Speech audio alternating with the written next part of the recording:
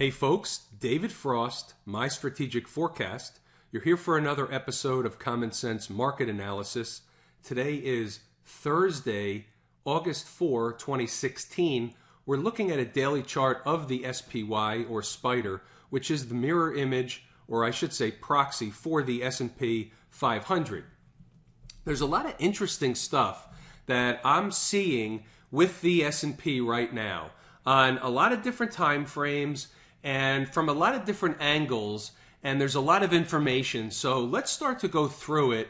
And we had a very quiet day today. It was a narrow ranging day, which means that the basically the high and the low just weren't too far apart. For the most part, it was a nothing day. The volume was extremely light, pardon me, at 46 million shares. Now, 46 million shares, I don't know, I'm not 100% sure, but this could be the lightest volume day of the year. I mean, I can't find another day where we did anything like this. I'm not going to waste your time looking too closely here, but I don't think we've done less volume throughout the entire year. So why is that? Well, it could be for any number of reasons, right? We could be in the summer doldrums. There's just not a lot of activity. There's not a lot of, news flow driving a lot of activity in the markets. There's not an event happening. There's not some kind of a black swan going on. So the market's basically kind of lulling everybody to sleep. But there's some important things going on. Oh, yeah, by the way, the other thing could be we have the phony jobs number tomorrow. So again, here comes the Labor Department with we created, 175,000 new jobs and whatever.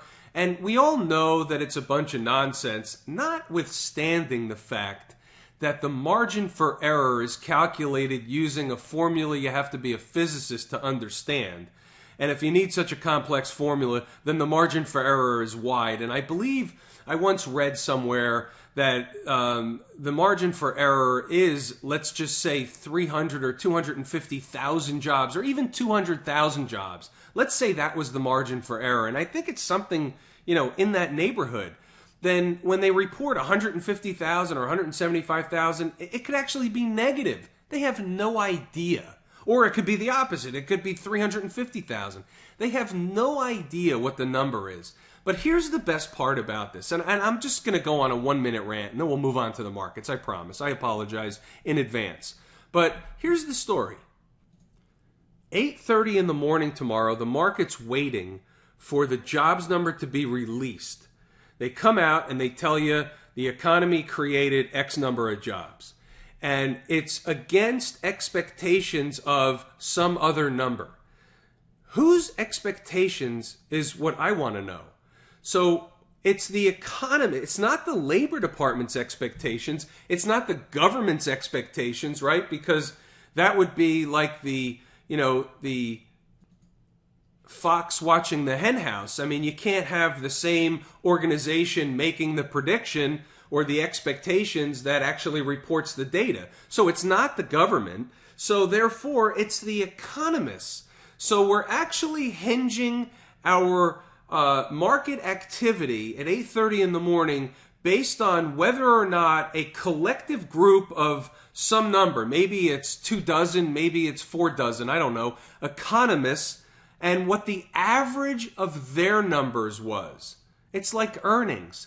It can't possibly be the number because it's an average of too many people with too many different possibilities and formulas.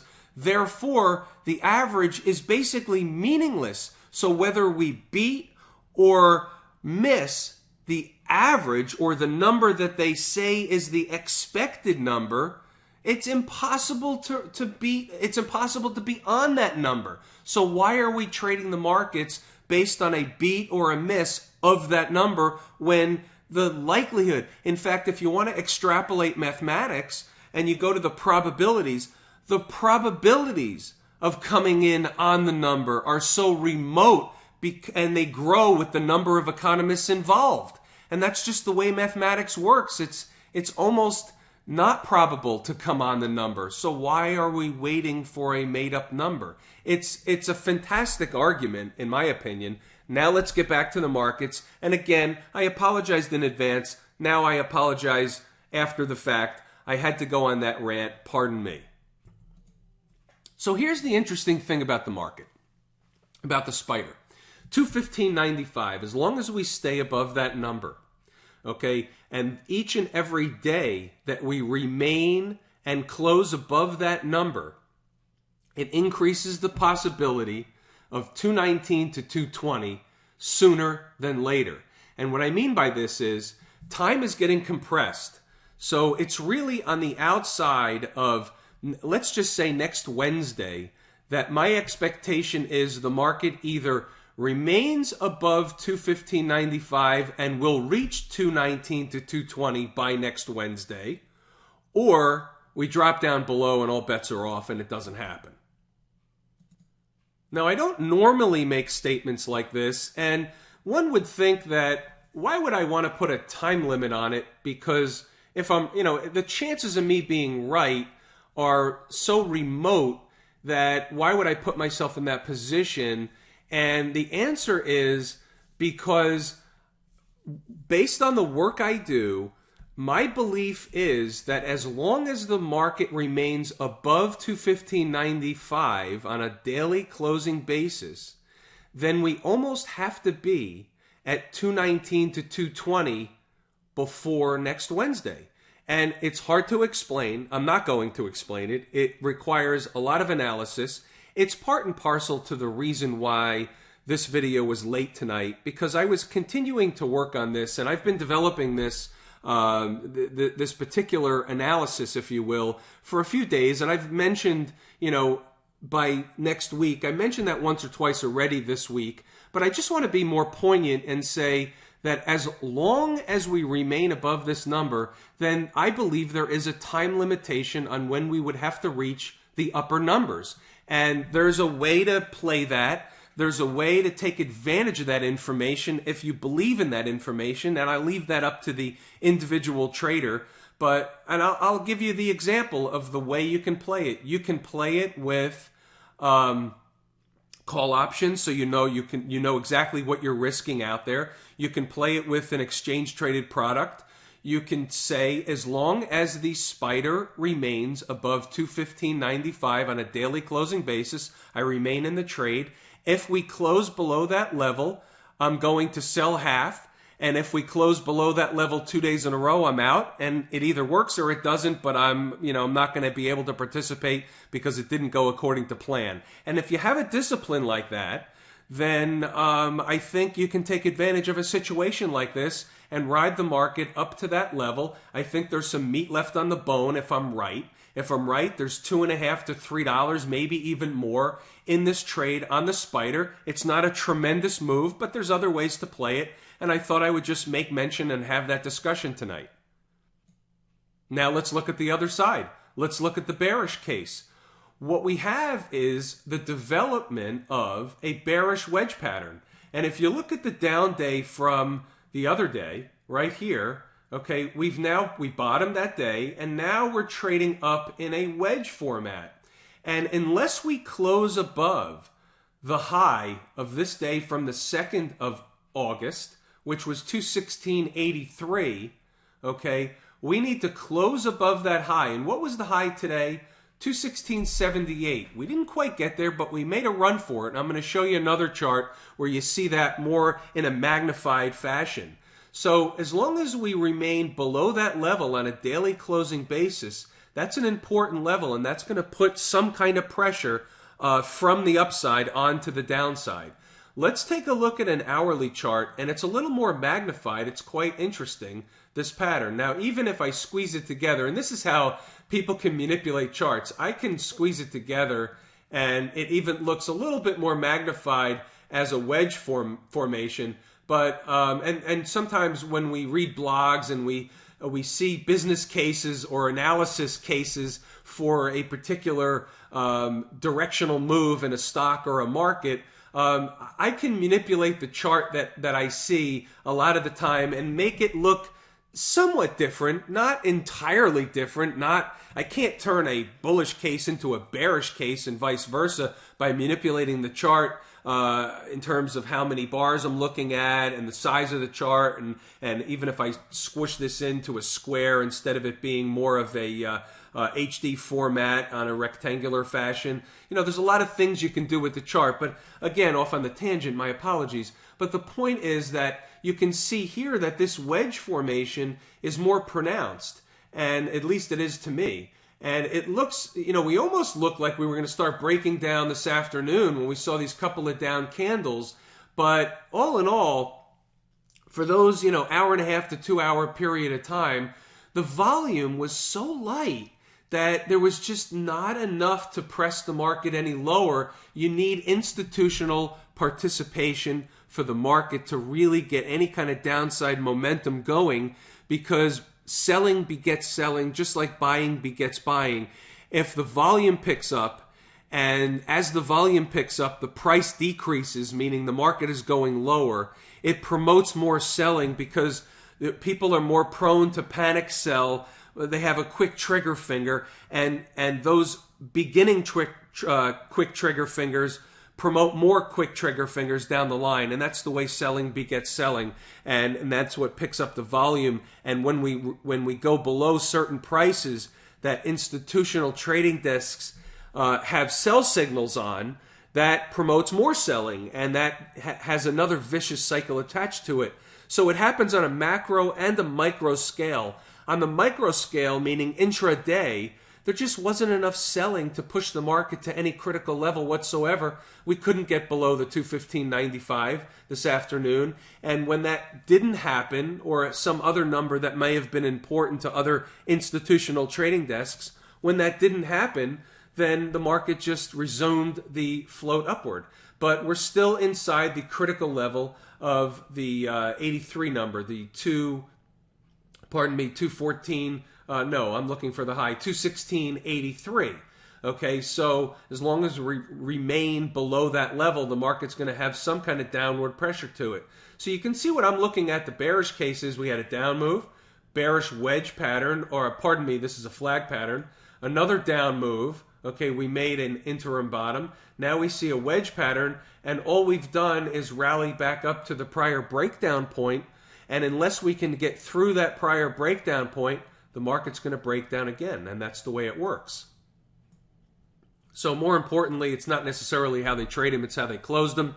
All in all, they closed in a bullish position above this number of 215.95, but the market was flat. The spiders were up 28 cents, up 0.1%, slightly more than that. Interestingly enough, the IWM was flat today. I would have thought that the IWM would have been up again, but it wasn't. It was basically flat, up 2 pennies, and it's not populating on the screen. There it comes.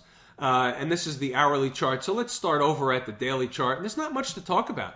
We're in the same position as we are in the spiders. You can see here, this down day, the same day on the second, the high was 121.21, and today's high was 121.19. That's not an accident. That's not a coincidence. The market was challenging the high from the second, and we couldn't get through it. Therefore, the market sold off, and it'll most likely make another run for it tomorrow.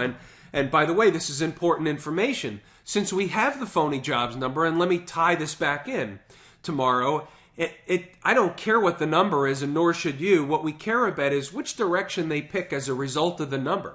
And if they pick a direction in the upward fashion, then we're going to bust through those numbers that we just talked about. We're going to bust through this number on the IWM. We're going to bust through the number at 216.83 on the spider. And we're going to continue higher, and the probabilities will significantly increase that my number of 219 to 220 is hit. So, we don't have much of a choice at this stage of the game to take a position unless you take a position in the futures market. But I would advise against that, because you don't want to be in front of the jobs number. I don't want to be in a position where I can lose, $500 a contract or $200 or $300 a contract in a matter of seconds, after the number, and if the market continues in that direction, it can only get worse, and that could possibly be my best case scenario. So I don't want to be, it's like being in front of an earnings report. I don't want to be in front of the announcement with a position like that. So what I'm willing to do, even if the market has a big spike after the announcement and then continues higher up to those levels, tomorrow, Monday, maybe even into Tuesday, and maybe they do get it all done in one shot. That is a possibility. But if that takes place, then I'm willing to hop on board, and I'm willing to make less money with a higher probability in my favor in a scenario like this, because I don't want the risk of being in front of the jobs number. It's not how a disciplined trader acts.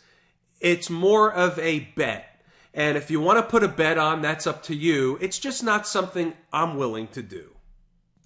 So we know the story in the IWM. Let's move along to the transports. Market was flat in the transports. Same story. I'm not going to spend a lot of time reiterating what I just spent a lot of time discussing. Same story in the transports. We're making a sideways wedge pattern, and the same thing applies. And the transports are going to get pulled along with whichever direction is selected after the phony jobs number announcement tomorrow morning. Okay, so let's move along to gold. And gold, we didn't have much movement today at all. We're looking at this candle here. Okay, the next one is in the electronic session, the COMEX market or the Globex market, and leading into tomorrow. So you could see here we had an up, we had a down. Basically, all we did was put another day in of ultimately sideways behavior, which builds the case that we could be building a sideways base to go higher, building more energy, building pressure, building a sideways consolidation pattern for a move in the upward direction. And that's basically the story with gold. And the story with silver is, did a quick test today of the 20-period moving average, put in a doji candle. The positioning of the market, I can't make heads or tails of the doji candle one way or the other. To me, that's not signaling a change in direction. Where it happened, if it happened at high, meaning over the high from the second, that would be more meaningful to me than where we did it today. So I'm not reading anything into that. All I'm looking at is the same thing in gold. It's just going sideways, and I'm not going to read any more into that and leave it for what it is. Crude oil, on the other hand, had some follow-through. So we discussed this, and what we discussed was that this level down here should be a rally for, or should at least hold, and insinuation was a rally for, 2 to 4 days, 3 to 5 days, in that neighborhood. Okay, so we saw 2 strong days today, including, off the lows yesterday, even though we did come up short of the gap fill. And this doesn't count as a gap fill. But what I will tell you, and I think this is important, and I don't know that I mentioned this last night, and if I did, my apologies. The next time down, okay, you can't play 39.15 for a bounce. So let's say the market came down tomorrow or someday in the future, and we're coming into 39.15. I don't want anybody thinking that we're going to get a bounce off 39.15 or even 39 at this stage of the game off of a downward move, thinking that we're going to get a bounce off that level because it's a gap fill and it's the round number of 39 and all the same things. They don't apply that applied the first time around. It's like there's nothing like the first time. And that's what counts when you come this close. When we came within pennies of the gap fill, that from a trading perspective, that counts. This gap will be filled. It doesn't count in terms of the gap wasn't filled. It didn't get to my number. 39.15 didn't get hit. I get all that. But in terms of trading, we're not trading this again. It's off the table. We came too close. Therefore, this is not the same trade next time around. No sloppy seconds. So we had a nice follow-through day to the upside. And let me just double check. Yeah, so this is important information. So the 1st of August, the high was 41.88. We closed above that level today. And what's interesting about that is that brings into play back up to the 42.50 level, which was an important support area from before. And whether that provides resistance or not, I'm not sure I can definitively tell you right now. But what I can tell you is the next major area of resistance above this high from the 1st of August is the high of 43.20. So whether it's 42.50 or 43.20, there's two levels ahead that should provide resistance. It's just which one's going to be stronger resistance. But to me, that's, you know, a nice trade if you can catch a pullback, because I think we should trade up to those levels based on today's close. I wouldn't necessarily buy it up here, right now. I would look for some kind of a pullback, and I would look for some kind of a retracement. So what I do in a case like this is I go over to the 60-minute chart, and I look at the low. I find the low, and this wasn't the low, right? Not the 19. Yeah, this was low. I'm on the hourly. I'm thinking 10-minute in my mind. Pardon me. So we draw some fib lines on, right? All right, so there are the rough numbers. And so here's the way I talk to myself. I come over to the hourly chart, and the first thing I see is, boy, that's a bullish pattern. That's tempting to buy. So the first thing I would do is I would say, this is a bullish pattern, okay? And what I could do right here, right now, if you ever run across this situation on an intraday trade, what you can do is you can say, okay, the low of this candle on the 4th, which is today, okay, the low of that candle was 41.67. So I would be willing to be long crude right here as long as it doesn't close hourly below that number, 41.67. An hourly close below that number, that's my risk. Okay, I would be willing, and I do take that trade much of the time on this exact pattern on all kinds of markets and stocks. So that's basically an inside bar bullish pattern, bullish consolidation. Okay, so as long as we don't get a close below 41.67, this pattern is in effect, and I would say higher prices are coming. How high? Well, we would certainly go higher than this high, and then this fib lines would have to be redrawn. But let's say that didn't happen, and let's say we pulled back further, this pattern failed, and we just go a little bit lower. So I'm looking at 41.35 as an important level, and it's important for a couple of reasons. It's important because it's a 2.5 retrace, but it's also important because it's also these pivot highs, and they just so happen to be pivot highs that were made, this is the chart telling you this level's important, made before our pivot high was made to actually produce the 2.5 retrace down at that level. So to me, I would be expecting at least a reactionary bounce off that 41.35. Maybe it gets down to 41.25 and you get a reaction in the other direction, right? And you can make a trade out of it. This is trading 101, guys. This is, you know, what I do intraday. Some of you, many of you do intraday. So I just, you know, I thought that this is an interesting conversation. And if, you know, if it's not important to you, my apologies, but we're almost done and we'll move on in a second. So that's one way. And then you'd say, all right, if that doesn't hold, you have the 20-period moving average, which is the red trend line up sloping here, and you have a 382 retrace at 40.97. And that's also an interesting level because it's a pierce of a round number of 41. So maybe we go down to $40.85, $40.90, $40.75. And oh, by the way, what do we have here?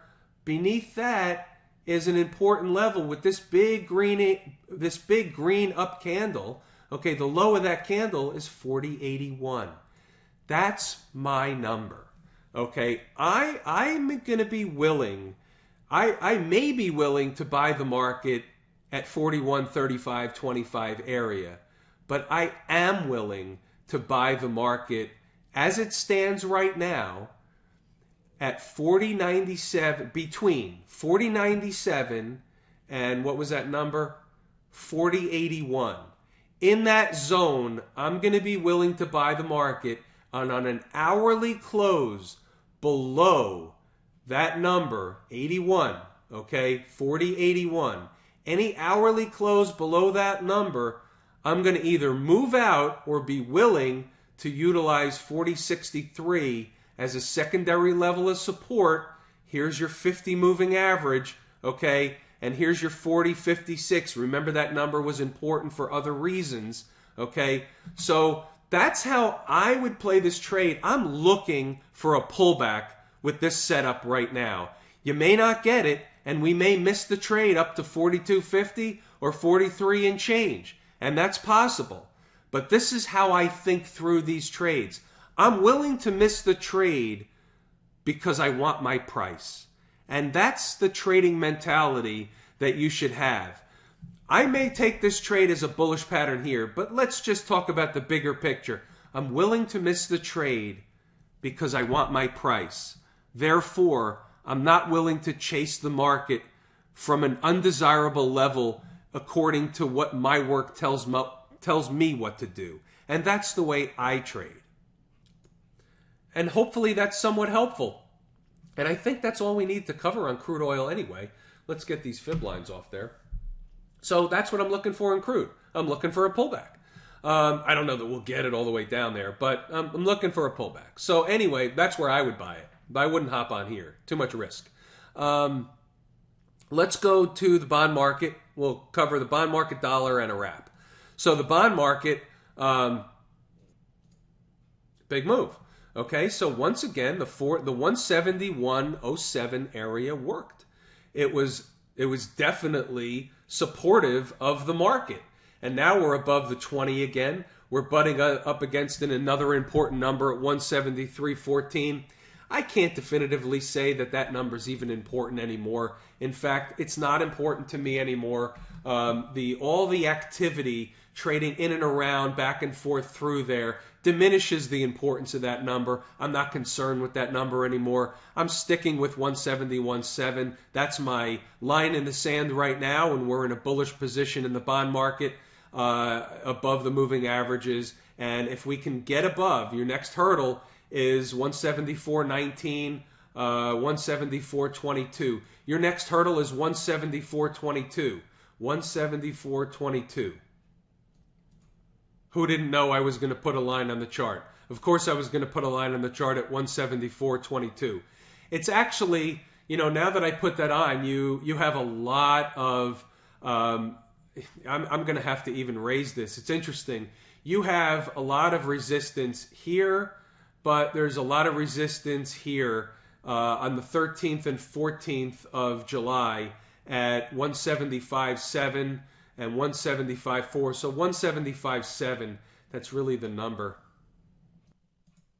But you're going to have resistance along the way, and that's just the way I have to look at it. So if you get above that number, then you have next targets after that. That's just the way the market works. Let's look over at the dollar. And in the dollar today, when the chart, here it comes, good. Climbing back over the line in the sand. And let's see what the dollar does over the next couple of days. We had a challenge of the high of this day here on the 2nd, which is 95.81. Okay, and we didn't close above that level, but we closed above 95.68. So nothing you can do here. Just wait for the dollar to play out. Let it tell us which direction it's going to pick, whether it's going to make a bearish pattern from here or continue higher and recover and go about its business on the upside. And with that, I'm going to leave it there tonight. I'm David Frost, My Strategic Forecast. Thanks for tuning in for another episode of Common Sense Market Analysis.